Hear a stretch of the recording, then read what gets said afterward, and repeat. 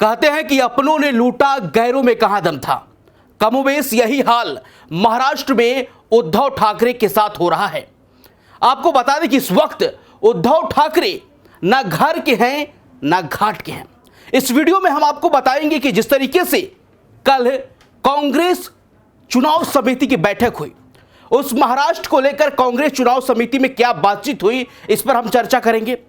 और इस वीडियो में हम आपको बताने की कोशिश करेंगे कि उद्धव ठाकरे का अगला प्लान क्या होगा और किस तरीके से कांग्रेस पार्टी उद्धव को निपटाने की पूरी तैयारी कर रखी है, इस पर भी हम चर्चा करेंगे। जी हां, कांग्रेस पार्टी उद्धव को निपटाने के लिए पूरी स्क्रिप्ट तैयार कर दी है। इस वक्त आपको बता दें कि महाराष्ट्र चुनाव को लेकर दिल्ली से लेकर मुंबई तक सियासी तपिश जारी है और इस वक्त इस तपिश में उद्धव ठाकरे फंसते हुए नजर आ रहे हैं। हमारे प्रधान संपादक सुनील राउत जी इस वक्त हैं, जो कि सिलसिलेवार तरीके से बताएंगे कि कैसे उद्धव को खत्म करने के लिए कांग्रेस ने सारी स्क्रिप्ट रच दी है।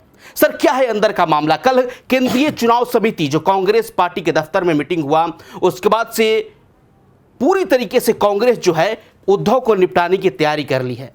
क्या है स्टोरी? नहीं, ये तब से नहीं नीतीश, ये बहुत पुराना मामला है। इस पर मैं विस्तार से आऊंगा, लेकिन सबसे पहले जो अहम मुद्दे हैं उस पर हम बात कर लेते हैं कि अब होगा क्या महाराष्ट्र में। सब ये जानना चाह रहे हैं कि बड़ा ऊहापोह की स्थिति मची हुई है। उद्धव ठाकरे जो है मानने को तैयार नहीं है। शरद पवार को मैच रेफरी की भूमिका में छोड़ दिया गया है, वो भी मातोश्री जाकर मनाने की कोशिश कर रहे हैं, लेकिन उद्धव अब मानने को तैयार नहीं है। क्योंकि उद्धव को देर सवेर ये समझ में आ गया है कि हम फंस चुके हैं। बिल्कुल। और कांग्रेस ने जो चक्रव्यूह रचा था, उस चक्रव्यूह में अब अभिमन्यु की तरह उद्धव ठाकरे जो है फंस चुके हैं और उनके सामने कोई दूसरा विकल्प नहीं है।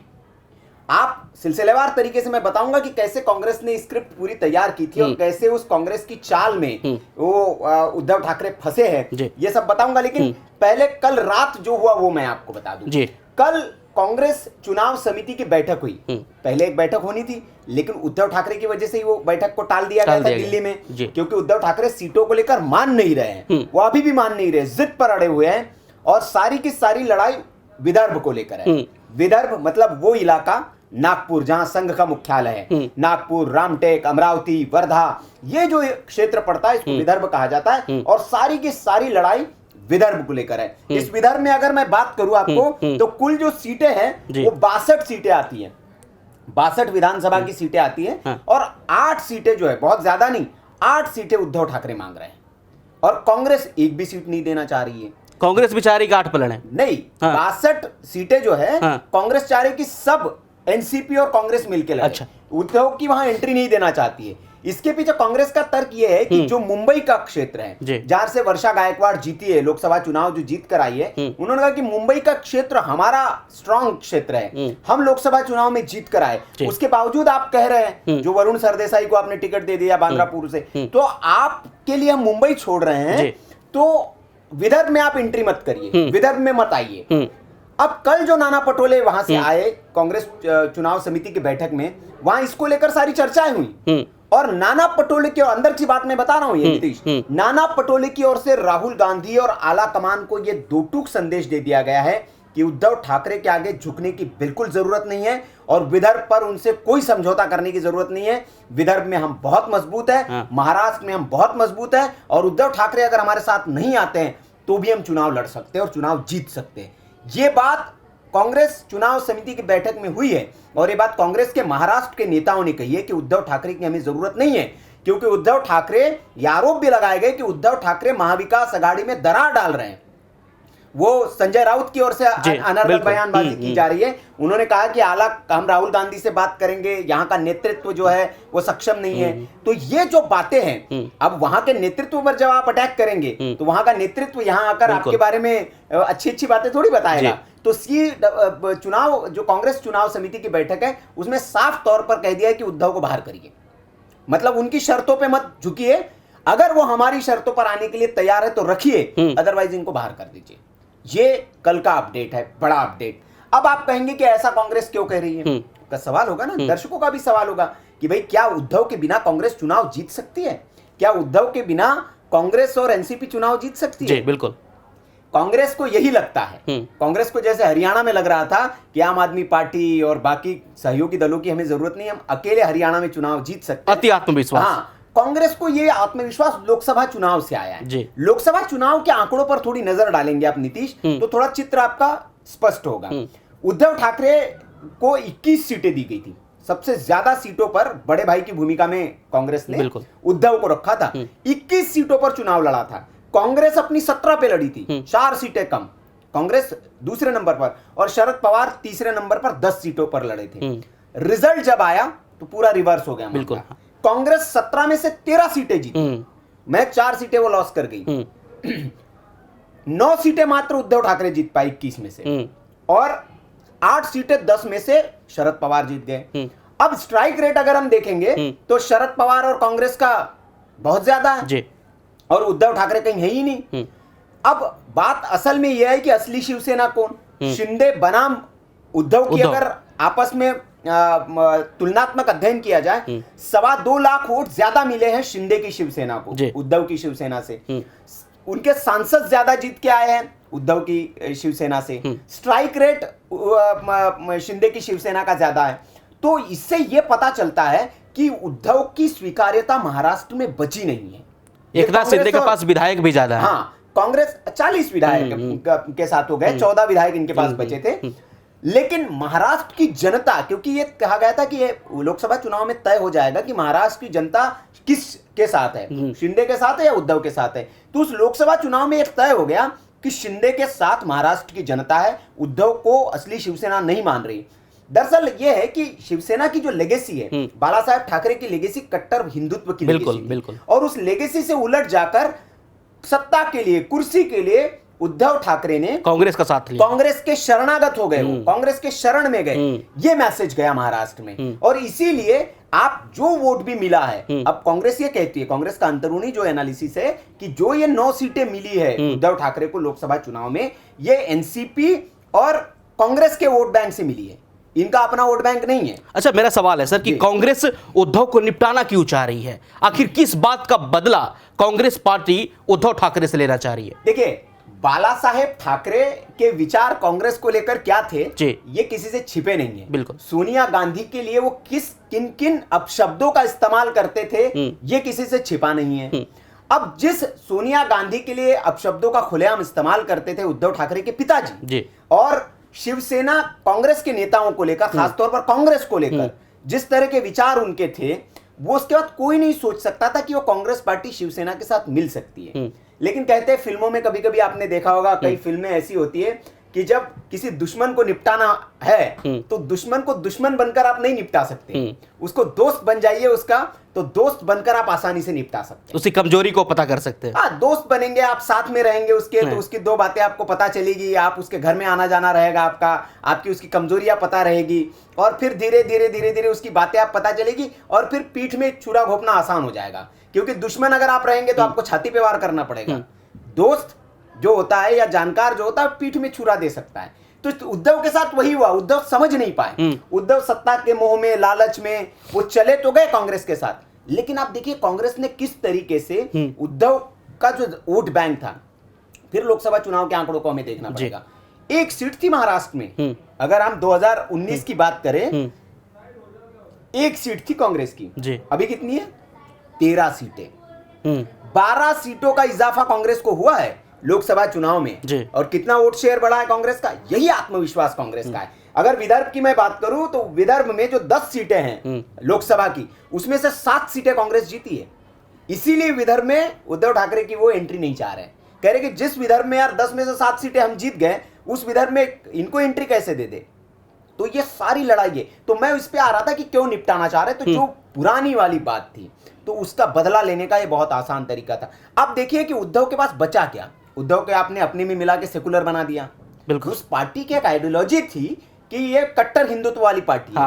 आपका बीजेपी के साथ एक नेचुरल अलायंस था, मतलब वो ऐसा कि जैसे नमक पानी में घुल जाता है, चीनी पानी में घुल जाती है, वैसे शिवसेना और बीजेपी आपस में घुले मिले थे।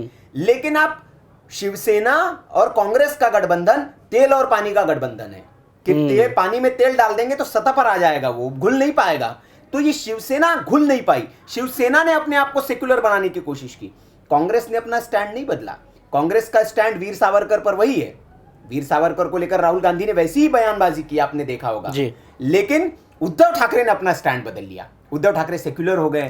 वो तो मतलब उद्धव ठाकरे धीरे धीरे अपना राजनीतिक आत्महत्या करते जा रहे हैं। बिल्कुल, वो अब लेकिन समझ में आ गया उद्धव ठाकरे को कि मैं पॉलिटिकल सुसाइडल की ओर था और मैंने सत्ता के लालच में बहुत बड़ा नुकसान कर दिया और मैं ऐसे चक्रव्यूह में फंस चुका हूं, क्योंकि कांग्रेस नेता मान नहीं रहे। जिस मातोश्री से कभी बाहर नहीं निकले बाला साहेब ठाकरे, उस मातोश्री से दिल्ली के दरबार में कई बार उद्धव ठाकरे को आना पड़ा। हाँ। आपको विनवनी कहते हैं मराठी में जिसको, हाँ। याचना करनी पड़ी कि भाई साहब मुख्यमंत्री के नाम का ऐलान कर दीजिए। लेकिन जिस तरीके से उद्धव ठाकरे को दरकिनार कर रहे हैं, इग्नोर किया जा रहा है, सुना नहीं जा रहा है, ये बहुत बड़ा अपमान है। ये ठाकरे परिवार का अपमान है, जो बाला साहेब ठाकरे की विरासत है उसका अपमान है। और ये शिव सैनिकों को समझ में आ रहा है। शिव सैनिकों के अंदर ही अंदर बहुत गुस्सा है इस बात को लेकर, और इसीलिए आप देखेंगे कि उद्धव ठाकरे को भी ये समझ में आ रहा है। संजय राउत की भाषा ऐसी ही नहीं बदली है, प्रियंका चतुर्वेदी की भाषा ऐसी ही नहीं बदली है, मोदी फेवरेट नेता ऐसी थोड़ी हो गए प्रियंका चतुर्वेदी के।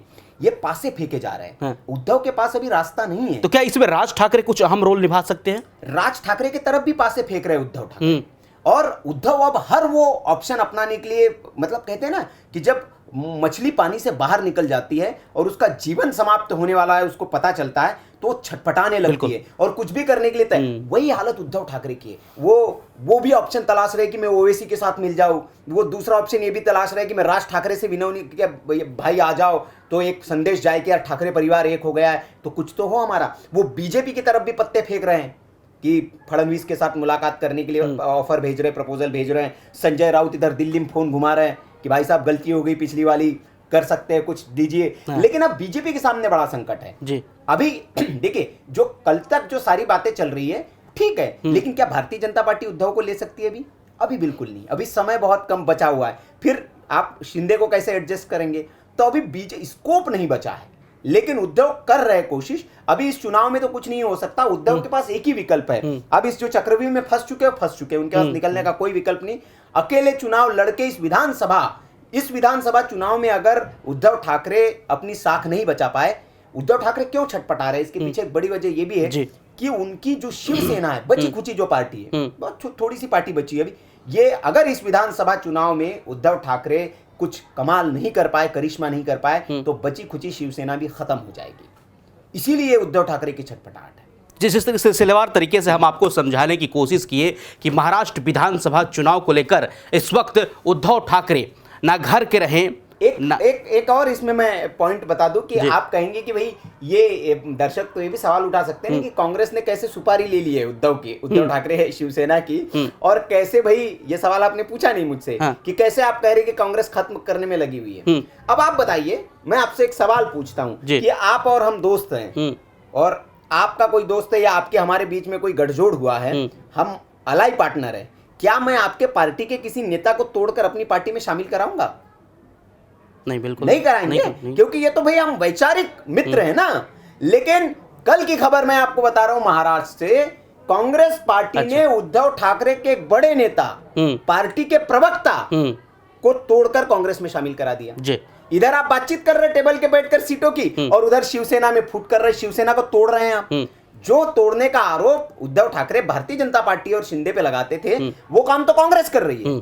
यूपीए के नेताओं को तोड़कर अपने में शामिल करा रहे हैं। और अंदर की खबर मैं आपको बताऊं कि जिस विदर्भ को लेकर ये मामला फंसा हुआ है, उस विदर्भ में कांग्रेस ने अपने नेताओं को सक्रिय कर दिया है। अंदर की खबर बता रहा हूं, और ये संदेश दिया है कि जितने शिवसेना के नेता है उनको तोड़िए और कांग्रेस पार्टी में शामिल करिए, ताकि जो जिताऊ कैंडिडेट है वहां, अगर शिवसेना का भी जिताऊ कैंडिडेट है यूबीटी का, तो उसको हम कांग्रेस के सिंबल पर लड़ाएंगे, उसको कांग्रेस से टिकट देंगे, लेकिन विदर्भ की एक भी सीट उद्धव को नहीं देनी है। जिस कांग्रेस के नेता ने यूबीटी के नेता ने कांग्रेस ज्वाइन की है, उनका नाम है किशोर कन्हेरे। ये पार्टी के प्रवक्ता थे यूपीए के। परसों के दिन तक ये उद्धव ठाकरे के बारे में बढ़ाई कर रहे थे मंचों पर, अब कांग्रेस की बढ़ाई कर रहे हैं, कांग्रेस का पट्टा गले में डाल लिया।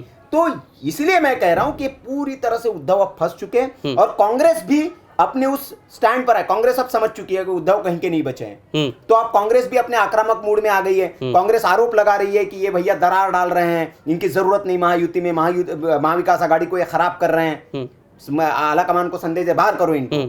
इनको जरूरत नहीं देने की, शरद पवार और हम मिलकर चुनाव लड़कर सरकार बनाने में सक्षम हैं। तो ये वहां पर हो रहा है। लेकिन बहुत बड़े राजनेता हैं शरद पवार। हाँ। तो क्या इसमें शरद पवार कुछ करेंगे? क्या मैच रेफरी की भूमिका में शरद पवार आएंगे? शरद पवार देखिए बहुत खिलाड़ी चालाक आदमी है, वो राजनीति के चाणक्य कहा जाता है उनको। वो उनका एक बयान देखने लायक है। उनसे जब पूछा गया कि यार ये सब इतना चल रहा है, बवाल मचा हुआ है महाराष्ट्र में, आपके रहते हुए ये कैसे हो रहा है? तो उन्होंने कहा कि यार देखिए मेरी सीधी भूमिका उसमें नहीं है। मैंने जो हमारे महाराष्ट्र के अध्यक्ष हैं एनसीपी के जयंत पाटिल, वो उस चर्चा में है, तो इसलिए मुझे कुछ पता नहीं है। मैं मतलब वो बाहर से तमाशा देखने वाला एक आदमी होता है ना, पता सब है, लेकिन वो तमाशा देख रहा है और सही वक्त का इंतजार कर रहा है कि कैसे उस सही वक्त पर सही फैसला लिया जाए। अब आप कहेंगे कि शरद पवार क्या चाहेंगे? शरद पवार भी यही चाहेंगे कि उद्धव ठाकरे को बाहर कर दिया जाए, क्योंकि ज्यादा सीटें लड़ने को मिलेगी। भाई जो जिन 50 मान लीजिए 50 भी सीटें अगर उद्धव ठाकरे को आप देते हैं, 50 सीटों की बात हो रही है, 90 70 80 आप 50 ही देना चाहते हैं उनको, कब लोअर हम स्ट्राइक पकड़ के चले कि 50 आप सीटें, 50 सीटों में अगर उद्धव ठाकरे बाहर हो जाते हैं तो एनसीपी के खाते में कितनी सीटें बढ़ जाएगी? बिल्कुल भाई, दोनों मिला के आधी आधी 25 सीटें तो और लड़ गई ना आपकी। तो इसीलिए शरद पवार उस मोमेंट की तलाश में है कि इसको भैया ये बाहर हो जाए तो हम वो कर लें। बिल्कुल। तो किस तरीके से उद्धव ठाकरे महाराष्ट्र में कांग्रेस के चक्रव्यूह में फंस चुके हैं, हम आपको सिलसिलेवार तरीके से समझाएं। और आपको क्या लगता है इस वक्त उद्धव ठाकरे को क्या करना चाहिए? आपको कितना समझ आ रहा है? कमेंट बॉक्स खुला है, कमेंट करके जरूर बताइएगा। और बाकी देश और दुनिया की तमाम खबरों के लिए आप बने रहे हमारे साथ। धन्यवाद। वीके न्यूज, राष्ट्र के नाम।